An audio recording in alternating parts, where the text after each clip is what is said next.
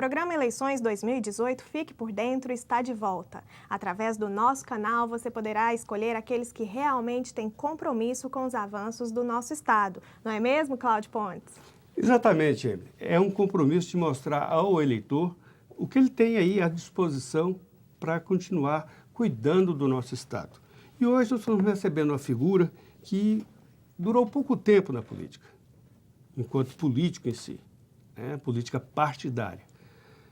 Mas nesse pouco tempo ele fez muito. Inclusive foi referência para as grandes emissoras em nível nacional o período que ficou no Senado. Tinha-se dúvida em alguma coisa, principalmente na questão de leis, ele era o consultado. E, segundo ele, que lançou o livro, ele foi a primeira vítima do fake news.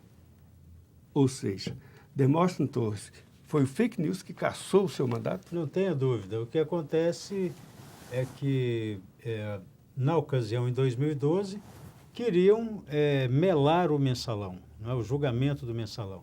E achavam que ia fazer isso porque eu tinha uma proximidade com vários ministros do Supremo. Além do que, eu tinha uma inimizade muito grande dentro do Senado com os caciques do Senado. Eles já tinham passado por muitas dificuldades e eu tinha sido protagonista disso. Aproveitaram-se disso e se livraram de mim num processo relâmpago que durou cerca de 3 meses.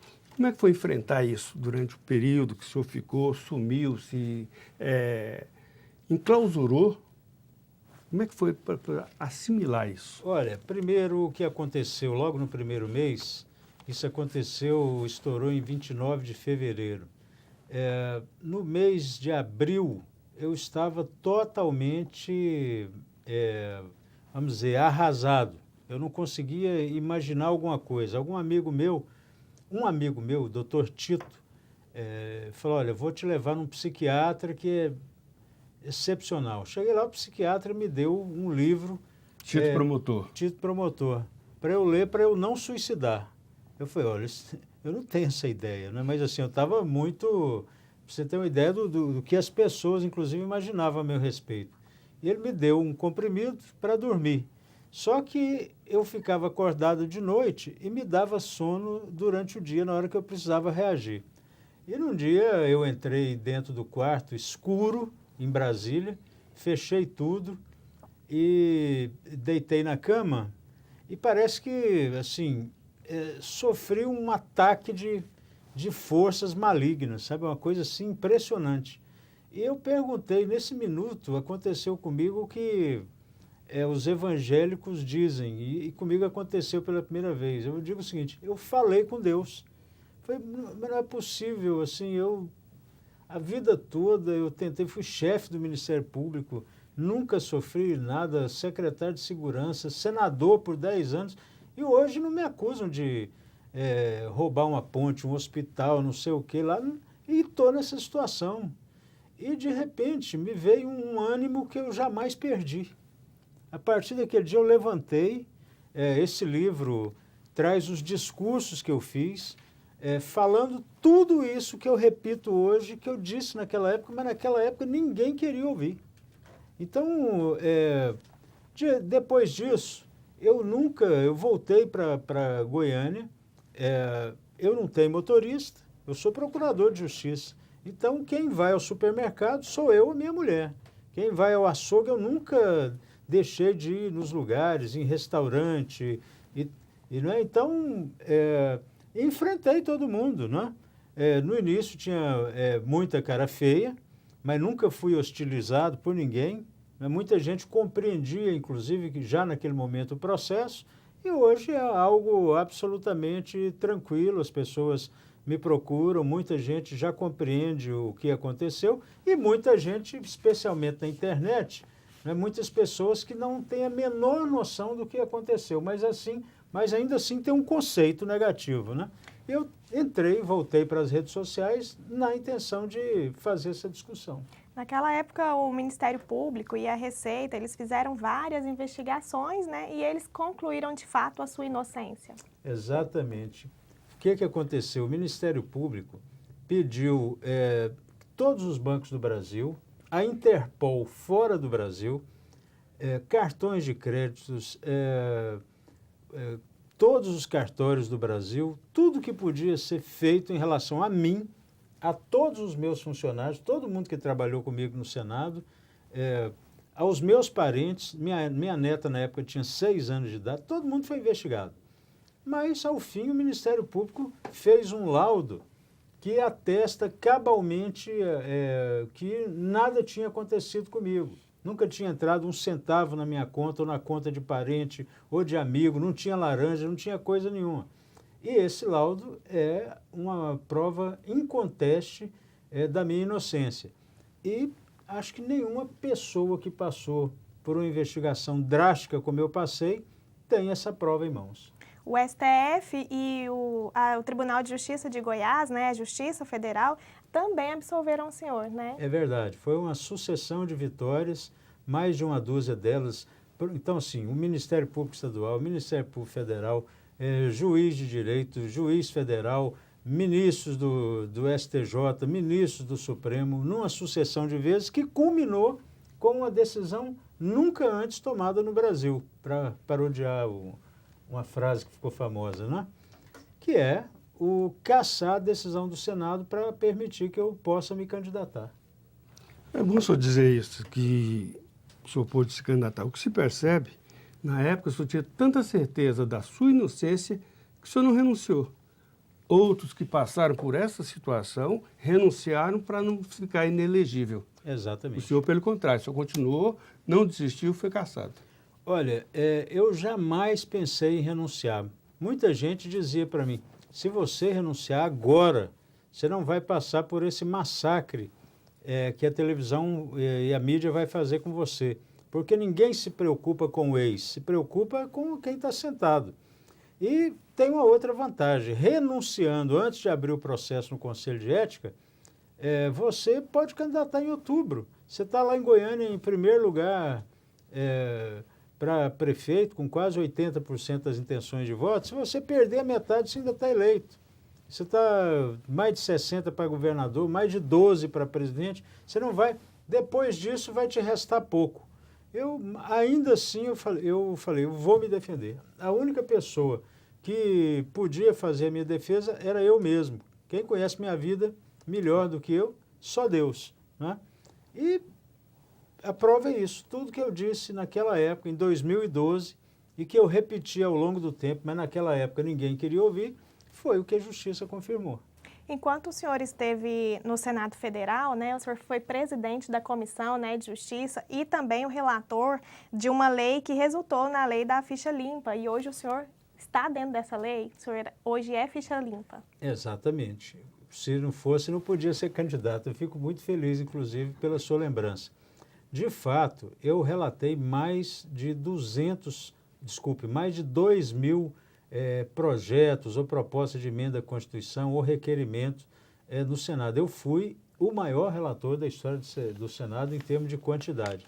E fui também, acredito, das pessoas que apresentaram projeto de lei, proposta à emenda à Constituição, relatórios, né?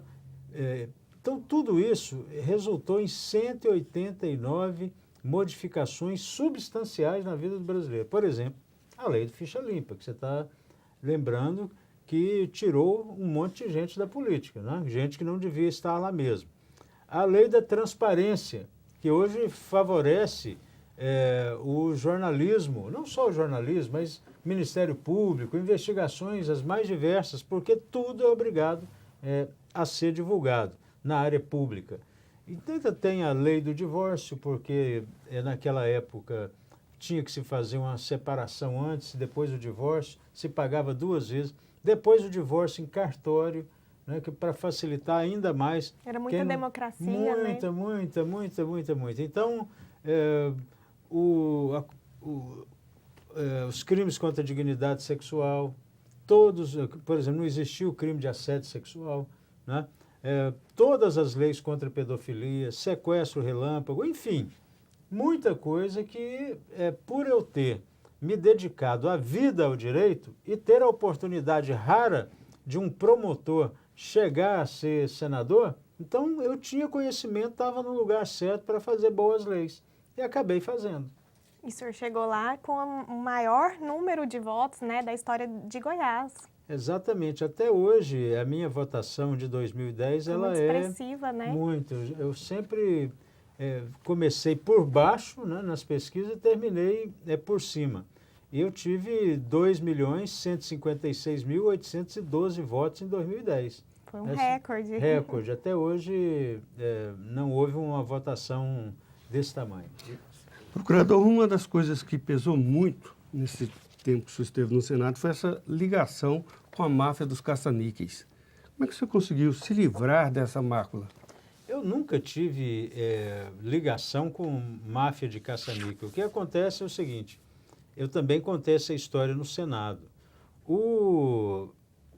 Em 95, eu acredito, o então governador Maguito Vilela, como a Constituição, na interpretação de muitos, permitia que existisse caça-níqueis, o então governador Maguito Vilela fez uma lei ou decreto, fez um ato dando exclusividade para a exploração dessas máquinas ao empresário Carlos Cachoeira. Depois, quando o Marconi Perillo entrou em 99, ele prorrogou essa Espécie de concessão. Liberação, né? Liberou, sim, exatamente. Bom, enfim, eu assumi quando? Assumi a Secretaria de Segurança Pública em 99, junto com o Marconi.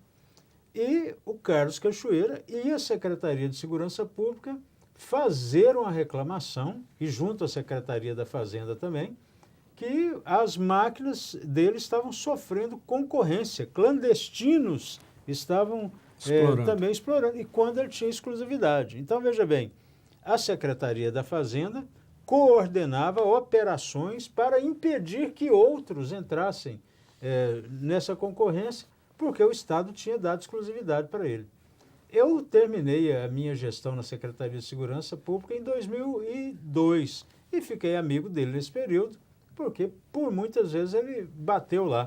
Em 2006, o Supremo Tribunal Federal fez uma súmula com efeito vinculante proibindo que os estados regulamentassem máquinas caça-níqueis, que só a União, quer dizer, ainda hoje é possível que isso aconteça, mas só a União, só o governo federal é que pode regulamentar se vai existir ou não. E hoje não há regulamentação alguma, só a União pode explorar diretamente. São esses jogos que a gente tem, loteria esportiva, Mega Sena, essa coisa toda, né? Há sempre alguém querendo que isso seja legalizado.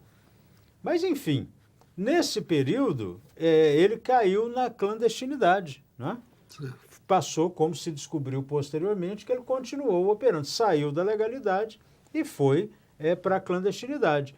Mas nessa época eu já não tinha mais nenhuma atribuição de fiscalização ou coisa semelhante. E tinha total desconhecimento que ele atuava de forma clandestina. Naquela época o senhor chegou a negar, né, várias vezes nas mídias, na TV, no rádio, que o senhor não tinha mais aquele contato, aquela amizade com ele, Exatamente. Né? E dizia o seguinte, porque o Senado, especialmente o senador petista Humberto Costa, insistia que eu tinha negócios, né? Agora, que tipo de negócio eu poderia ter, não é verdade? E isso ficou, não, tem negócio, fez negócio, recebeu, né? E assim, cunhou, bateu um carimbo. E aí, quando você não se defende de um fato, por exemplo, olha, no dia X, o sujeito fez isso, assim, assim, não. Não, ele pegou lá. Como é que você se defende disso? Então, ficou aquela pecha, ficou o rótulo, que só pôde ser desfeito com toda a investigação que aconteceu nesse período todo. Então, vamos dizer, a investigação começou em 2006, né? E clandestinamente, e terminou em 2017. Então, foram 11 anos me investigando. 11 anos. Como eu disse, tudo. E descobriram o quê? Nada. O importante é que o senhor foi inocentado, né, procurador? Nosso telespectador, não deixe de nos acompanhar, fique aí, daqui a pouco nós voltamos, nós vamos para um breve intervalo. Eleições 2018, fique por dentro.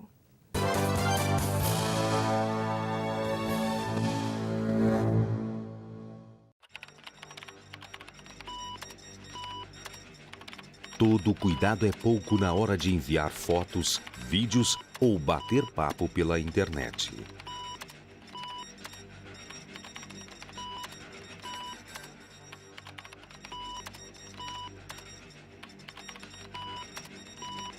Você sabe com quem seu filho conversa pela internet? Nem ele.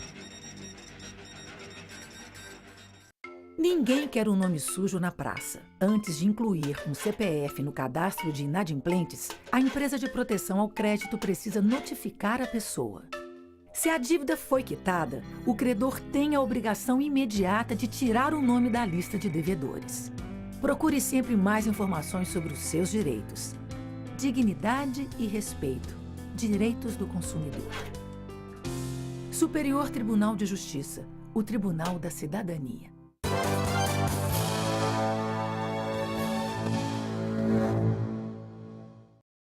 O Eleições 2018 está de volta. E agora nós vamos falar pela última vez aqui sobre esse assunto, pelos problemas que o senador passou. Um deles, que ele foi acusado de ter ligações com a máfia do jogo. Em 2014, o policial federal Fábio Alvarez disse que Demóstenes nunca teve nenhuma ligação com o jogo. E isso ficou comprovado, né, procurador? Olha, você me lembrou uma coisa, são tantas coisas que que eu, por exemplo, vou me esquecendo de algumas. Esse policial, depois, na Polícia Federal, e depois, posteriormente, junto a um juiz federal. E ele disse o que eu vinha dizendo, olha, nós fizemos uma investigação esse tempo todo, ele nunca teve nada com o jogo. Agora, você foi... Parabéns até, você é um grande jornalista, você foi resgatar uma coisa que hoje ninguém mais lembra de dizer. Eu mesmo já tinha me esquecido. Quer dizer, ele que levantou isso. Né? Mas foi... Nós lembramos juntos, né? Exatamente. Então, assim, teve o policial que foi lá, que participou da investigação e disse, ele não tem nada com isso, esquece, isso é conversa fiada, ele nunca teve relação com o jogo. Então, o próprio investigador, uma pessoa que eu nunca vi na vida, né? Então, fiquei feliz de você ter relembrado, porque eu mesmo tinha me esquecido de dizer que já em 2014, um ano e meio depois de ter acontecido comigo, durante a investigação, o policial foi lá e falou, ele não tem nada com isso. Procurador, vamos falar de política, que interessa, né? O senhor está correndo, fazendo campanha. O senhor é candidato ao Senado em qualquer hipótese? Não, eu sou candidato ao Senado se a base aliada me escolher para ser candidato. Hoje nós temos 3 pré-candidatos, uma vaga já é, claro, definida para o Marconi Perillo, porque ele é ex-governador por 4 vezes, é o maior líder da história de Goiás, não tem nem cabimento questionar isso, quem está dentro da base. A outra vaga, há alguns pretendentes, alguns já foram para outros partidos, eu me mantenho firme na ideia de que quem deve decidir de quem será essa vaga é o coletivo. E o que é que eu chamo de coletivo? É o ex-governador Marconi Perillo, o atual governador José Eliton, todos os deputados federais, todos os deputados estaduais, todos os partidos políticos. Quem tiver, né, melhor nisso, pesquisa de opinião pública, que hoje não me favorece, mas eu tenho certeza que daqui a pouco isso vai mudar.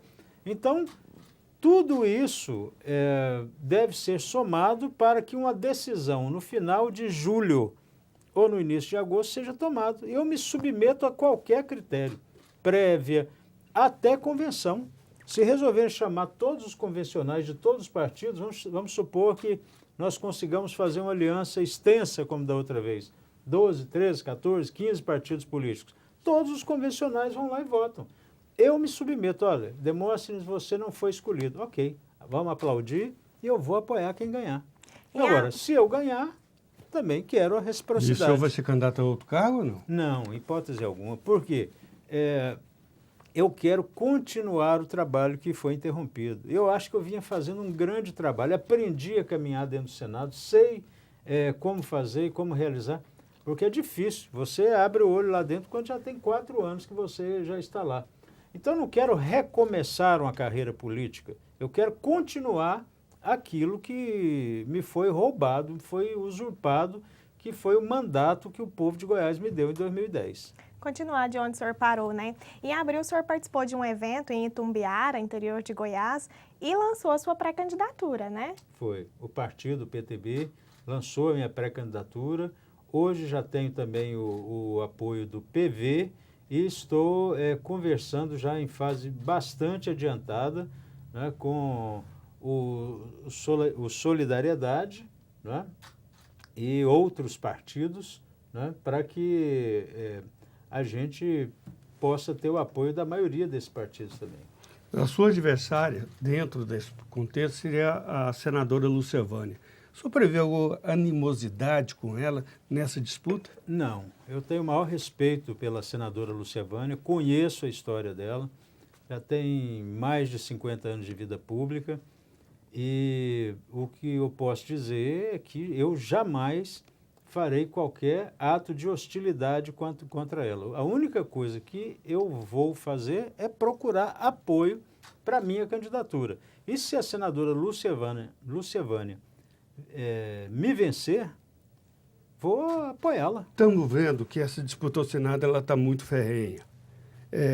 Ao governo do Estado, o que se percebe hoje é um candidato de oposição que lidera as pesquisas, se a eleição fosse hoje, segundo demonstram essas pesquisas, seria eleito. O senhor acha que o Zé Hélito, a base aliada, consegue reverter esse quadro? Não tenho dúvida disso. As pesquisas qualitativas indicam que o eleitor quer um candidato, primeiro, que mude a atual estrutura, mas mude para melhor. E as mudanças podem ocorrer dentro da própria base. Quer dizer, nós temos um legado. Como é que nós vamos jogar fora o que foi feito em termos de bolsa universitária, Universidade Estadual de Goiás, programa de recapeamento de rodovia, expansão de rodovias, cartão cidadão, construção de casas populares? O governo tem um legado fantástico. Hospitais regionais? Os hospitais regionais, Credex, a coisa só mudando e evoluindo. Hoje, por exemplo, só tem 2 estados no Brasil que conseguem honrar os seus compromissos. Goiás é um deles. Quer dizer, mesmo com toda a dificuldade que nós estamos atravessando, nós estamos conseguindo honrar o compromisso. Esse compromisso. Como é que nós vamos jogar isso fora? Assim, olha, não, então, porque é fácil. O que acontece? Especialmente quando há muito tempo as pessoas se encontram no poder, aí você encontra um salvador da pátria, que diz o seguinte: olha, segurança pública, vocês vão ver quando eu chegar aí, viu? A coisa vai mudar. Na saúde, vou fazer uma revolução. Agora, o sujeito não fala o que ele vai fazer, da onde ele vai tirar dinheiro, por que ele vai fazer daquela forma. Ou seja, não tem conhecimento nenhuma da máquina. Corre o risco de acontecer como acontece com as pessoas lá dentro do Senado. Quando abriu o olho, o governo já acabou. E aí? O Estado se lascou, afundou. O Estado que gera mais emprego no Brasil, que traz indústrias, que tem prosperidade. Claro, tem muitas deficiências que precisa melhorar, mas vai jogar isso tudo fora? Vai jogar na mão de um aventureiro? E as pesquisas qualitativas mostram que o eleitor quer alguém que conheça a máquina, que sabe operar. Não adianta nada você subir ali num trator e falar, vou tocar isso aqui e virar na primeira esquina, né? E morrer debaixo dele. Zé Hélito, uma pessoa humilde, veio de baixo, estudou, tem conhecimento. A prova maior de tudo, assim, o pai dele era um feirante, ele teve a oportunidade de estudar, de vencer na vida. Nós dois, eu sei porque nós dois também somos da fama, nós dois tivemos a oportunidade de trabalhar, de estudar e vencer na vida. Quantas vezes nós não andamos de ônibus, não é verdade? Nós dois, vamos lá e tal. Era ônibus lotado, pendurado lá né? Caindo da porta lá do ônibus. O Zé Elton passou por isso. Sabe que as mulheres dentro dos ônibus são assediadas. Né? O sujeito aproveita e passa a mão e faz aquelas coisas todas, e ladrão, e bate carteira. Quantas vezes nós não ficamos sem livro, né? Eu que chegava lá, não tinha mais nada, não tinha nem dinheiro para pegar o ônibus de volta, tinha que vir a pé. Então, o que ele fez? Criou um batalhão para ajudar esse pessoal, né? As mulheres, os trabalhadores, para livrar ele desses malandros que ficam lá.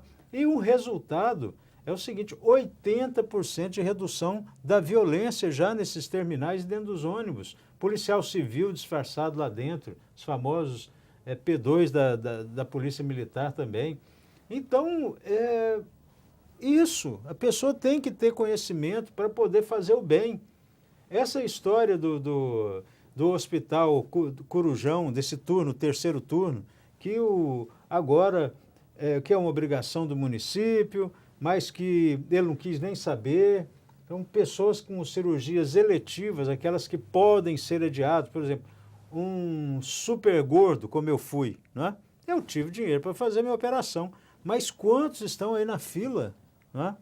E essa obesidade mórbida, ela gera pressão alta, ela gera diabetes, ela gera problema na articulação. Então, de repente, o sujeito está morrendo aos poucos. Então, ter a visão disso, a mulher que precisa fazer uma cirurgia no seio, porque o seio ficou grande demais e aquilo que começou. Coluna, Exato. Né? Então, isso é para gente que já foi ao Sistema Único de Saúde, como o governador Zé Elton, e sabe que essas coisas precisam ser resolvidas. Então, o que ele fez? Pôs os hospitais para funcionar 24 horas por dia, pôs o hospital para funcionar à noite, atender, fazer exame e operar as pessoas que precisam disso. Então, ele evoluiu dentro disso, ele ajudou, mudou ou não mudou? Está mudando, do jeito que o povo quer. Então, eu aposto que o Zé Elton vai ganhar essa eleição no primeiro turno. Da atual política que o governo tem nas diversas áreas, qual delas o senhor enumeraria, que o senhor pretende dar continuidade e até ampliar muito? Olha, na área de saúde, eu acho que hoje são dois graves problemas que o Goiás enfrenta. Tem muitos problemas, claro. A educação ainda precisa ser muito melhorada, mas já é bem avaliada, tem evoluído com o tempo. Na área de saúde também, essa regionalização, expansão das áreas, mas a saúde, eu vejo que a população precisa muito. E Goiás tem sofrido uma demanda, uma expansão que muitas vezes não suporta. Muita gente do Mato Grosso, do Tocantins, da região norte desce para Goiás. E agora está acontecendo um fenômeno. Eu tive no entorno do Distrito Federal recentemente, as pessoas do Distrito Federal, por conta do caos que vive o Distrito Federal, estão indo para o entorno. Era justamente o contrário que acontecia. Então, nós precisamos fazer essa regulação para ter mais recursos para a saúde. Não adianta querer resolver o problema da saúde sem recurso. O governo federal tem que fazer essa compensação que já é prevista em lei, mas ela é muito frágil ainda. Municípios como Goiânia precisa de mais recursos. O estado de Goiás precisa de mais recursos para poder ampliar. Então, a saúde precisa ser muito melhorada. E a segurança pública, obviamente, no Brasil inteiro é um caos, né? O governador José Elton puxou para si, puxou para o Estado o dever de fazer a regulação da saúde. O senhor vai manter isso? Óbvio, sem sombra de dúvida. Quem precisa tem a cara de quem carece, como dizia meu pai. Então, o governador do Estado, ele tem que, independentemente de custos, beneficiar o cidadão. Então, se nós temos que seguir essa norma, porque assim nós vamos cumprir tudo que foi estabelecido. Mas se essa norma é insuficiente, se ela não está bem, se continua a carência pelo atendimento, havendo recurso, não sendo nada demagógico, como se provou que não é, está funcionando muito bem, as cirurgias estão acontecendo. Então, nas outras áreas também o Estado pode e deve puxar essa competência. A gente está falando aqui com o procurador Demóstenes, né, sobre a saúde, sobre a educação, sobre segurança pública. Se o senhor não for eleito senador da República e houver algum convite para o senhor liderar novamente a Secretaria de Segurança Pública, o senhor aceitará esse convite? Olha, eu vou ser eleito senador, né? A população vai compreender que eu fui injustiçado e eu acho que eu tenho muito que contribuir lá no Senado. Vejo que nós estamos vivendo um caos hoje na segurança pública, os delinquentes tomaram conta do país. Essa filosofia implantada no Brasil não dá certo, de que todo mundo deve ser tratado da mesma forma. O Brasil, quando quis vencer a corrupção, não venceu? Por exemplo, as medidas cautelares alternativas à prisão, que eu fui o relator, não ajudaram o juiz Moro a pôr todo mundo em dificuldade. O juiz Moro, por exemplo, entre outros. Veja que antigamente o juiz só podia prender e soltar. Hoje o juiz pode pôr uma tornozeleira, hoje o juiz pode confiscar o patrimônio inteiro de uma pessoa que é devedora, pode impedir que um dono de estabelecimento industrial não entre naquele estabelecimento, pode impedir, que é o caso dos irmãos Batista, né? Então são donos da JBS, ok, só que não pode entrar lá dentro. Então essa lei eu tive a oportunidade de fazer, ajudar a fazer esse tipo de situação para o Brasil. Agora, se o Brasil tem leis para combater a corrupção, nós precisamos de lei para combater o crime organizado e desorganizado também. Porque aquele que pega a motocicleta, põe alguém na garupa e sai para assaltar e mata, né? Rouba, estupra, esse também inferniza a vida do cidadão. Eu estava em Aparecida outro dia, uma senhora me dizendo, olha, eu preciso disso aqui, realmente esse batalhão funcionando, porque eu já fui assaltada 5 vezes, levaram 5 aparelhos de celular, uma mulher, uma empregada doméstica.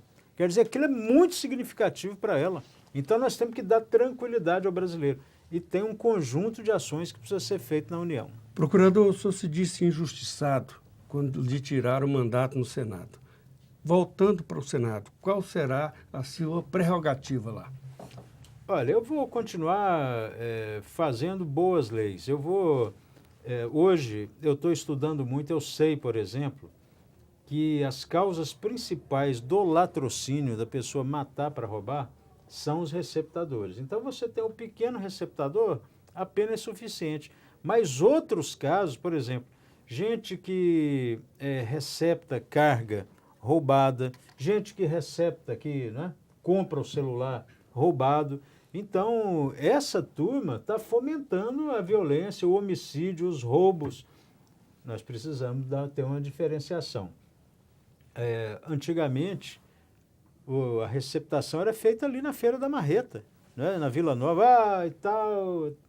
E era uma coisa até, de certa forma, tolerada. Era um crime menor, né? Hoje ela é algo extremamente sórdido, prejudica os empresários constituídos que pagam impostos, mas, sobremodo, faz com que o brasileiro comum viva em permanente estado de tensão. O carro é roubado, o aparelho celular é roubado, o tênis é roubado. E aí, isso tudo vai para uma rede. E essa rede precisa ser desmontada. Tráfico de drogas é a grande praga do país. Talvez a solução seja ampliar pena, inclusive a máxima no Brasil hoje, que é de 30 anos para 40 ou 50, e impedir a progressão. Hoje a progressão com o sexto da pena ela é ridícula, né? Então, deixar essas pessoas por mais tempo na cadeia, porque ela estando presa, ela não vai cometer delito. E desarticular totalmente esses comandos, né? Que mesmo dentro da cadeia corrompe as autoridades e continua mandando nos delinquentes. Isso aí nós temos que descartar completamente. Emílio, o senador falou baixinho aqui para mim que ele precisa fazer campanha. Tem que trabalhar, né? Muito obrigado pela sua participação, procurador. Obrigado, Emily, obrigado ao Cláudio Ponte, obrigado a todos aqueles que nos assistem. Foi uma honra muito grande estar aqui. Bora? Bora! O programa Eleições 2018 Fique por Dentro termina aqui, mas continue nos acompanhando pelas nossas mídias sociais e também pelo nosso canal 61.2 e canal 8 NET.